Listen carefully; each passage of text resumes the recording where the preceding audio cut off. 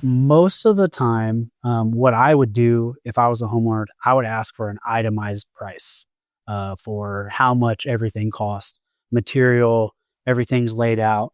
But most contractors, if it's depending on the service, if it's a back-to-back service without an exterior disconnect, it's probably this price. If it's overhead, it's this price.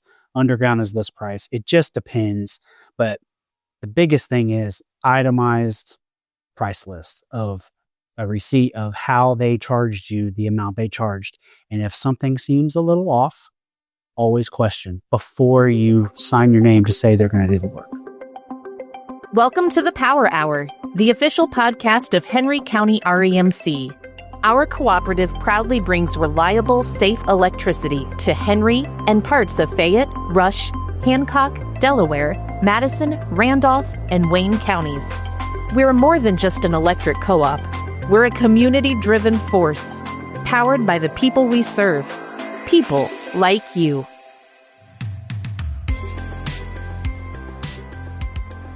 Today on the Power Hour, we are joined by Henry County Building Inspector Scott Hines. Scott has seen firsthand how some local homeowners get taken advantage of by contractors, maybe through high-pressure sales or inflated prices or just poor workmanship. In this conversation, we are going to talk about what to watch for, how to protect yourself, and the best practices to keep in mind when you hire someone to do electrical work in your home. So let's dive in. Scott, thank you so much for taking the time to join us today to talk about this very important topic. Thanks for having me. We're really glad to have you here. Let's get started just with an introduction. Can you tell us a little bit about yourself and your role as the building inspector? So anytime there's an outage, as far as when REMC disconnects, and then before it gets reconnected on an electrical service, I go out, I look at the inside and the outside of the service and make sure that everything is fine and up to, code standard. And then I send you guys an email saying that I deem this safe, put a green sticker on it, and then you guys come and reconnect it. Very good. So you work pretty closely with our team pretty often. Yes. You actually reached out to our team here at REMC not too long ago with some concerns about contractors maybe taking advantage of our community, our local folks. Can you describe what that's about and what you're seeing in the community? So I've had issues in the past with, seems to me like people, they get scared and how do I put this? They get salesmen to look at their job or their house. The homeowners are afraid of something that is potentially wrong. They call a company, they send someone out, they give them a quote, and they generally don't give you an opportunity to get a second opinion or a third opinion or a fourth opinion, or even to look it up. They just say, we'll be here in the morning to do this work. This is how much it's going to cost. Not necessarily saying that the homeowners feel pressured, but I do want them to know that there are plenty good electricians and just contractors in general here locally within our county that are very hardworking and trustworthy. There's nothing wrong with using people from out of our county, but people need to know that there are good electricians here in this county that are willing to serve and do service calls, in the middle of the night or anytime to make sure that people are safe. Absolutely. So why do you think that homeowners are particularly vulnerable to high pressure sales tactics in this space? Do you think it's because there maybe just too much trust there? I think in the generation we live, there's a lot of people that don't, they can't live more than one day without power. They're afraid. And not only that, but, fire is a huge concern when it comes to electrical services. You guys are great as far as your response to hot meter sockets, temperatures, all of those things. But there's just some really good salesmen out there that don't necessarily give you all of the information as far as giving you options. It's not every service needs to be brand new. Not saying that that's not an option. I think that's a great option, but some things can be fixed without having to go through the trouble of completely replacing everything. So it sounds like if someone tells you, well, you just need a whole new service, a whole new system, that might be a red flag. Are there any other common red flags that homeowners should look out for when they're dealing with electrical contractors? Just be aware if they tend to be pushy. I don't know tactics that are used as far as what's said during those meetings, those service calls where they come out in the middle of the night and or early in the morning or after hours or whatever. I don't know what's said to get people to go in that route, but if it is a substantial amount of money, always just question everything, because a good trustworthy contractor is going to be willing to answer all of your questions and not just tell you that it just needs to be, that's all we can do. There's always options. Just be aware of those things. Absolutely. That seems pretty straightforward. Without naming names, of course, what are some examples of shoddy workmanship or situations you've come across where you think that homeowner could have avoided that with the right precautions? What I always ask for is, how long have you been doing this?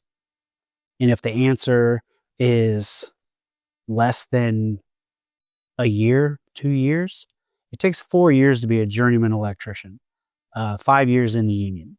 If you're fresh into the field, and there's not someone there to oversee someone that does not have the experience, that's probably my biggest issue. Is people that are doing the work aren't the people that are pulling the permits or have the license, which is fine. I don't have an issue with that at all.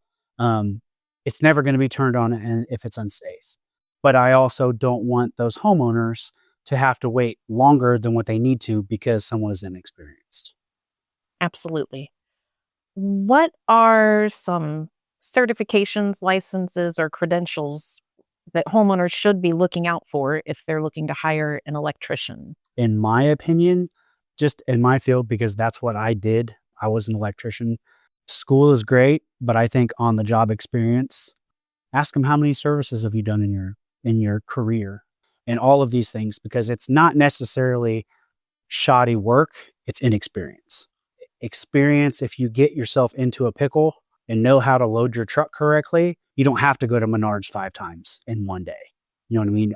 Time is money. I don't, and if someone is proficient at what they do, they're going to have almost all the material. I'm not saying that something's not going to come broken from the store or whatever. There could be an issue, but there's just some younger people. And I love when younger people want to get into the trade. It's been great for me. But if you don't have someone that with the experience teaching you and you're having to learn just from your own mistakes, that's not fair to the homeowner. Most of the time, what I would do if I was a homeowner, I would ask for an itemized price for how much everything costs, material, everything's laid out. But most contractors, if it's depending on the service, if it's a back-to-back service without an exterior disconnect, it's probably this price. If it's overhead, it's this price. Underground is this price. It just depends. But the biggest thing is itemized price list of a receipt of how they charged you, the amount they charged. And if something seems a little off, always question before you sign your name to say they're going to do the work. Okay.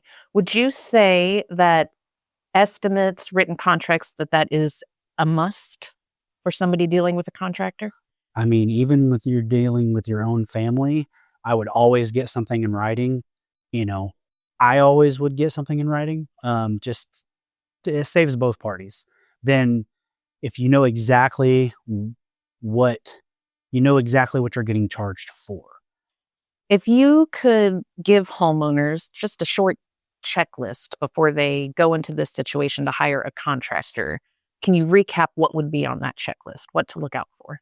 I would say references is very important. Always use someone that's reputable, someone that you feel like a lot of people you can get good vibes from on whether or not they're honest or if they're just feeding you something to get the job. a lot of the good contractors, they don't really have to advertise that much. Not saying that the companies that do advertise, but the local guys, it seems like they're busy enough just with word of mouth, friends, family, doing business with, certain businesses, certain families, recommendations. That's always great. Always making sure whoever's doing the work is competent enough to where their experience. Say, hey, how long have you been doing this? Because if it was me and somebody walked in to my house and they had only been doing this for a month, I hate to say it, but I don't think you're qualified to do it without some kind of a supervision. We don't have any rules against that because it's not going to be passed without me looking at it anyway. And if I have to explain to the guys how to do it, that's fine. I don't have a problem with that. I just hate when that goes to the homeowner and becomes a hinder to the homeowner because it's taken them 3 times as long to get a job done that someone with experience could just take a couple hours, For sure.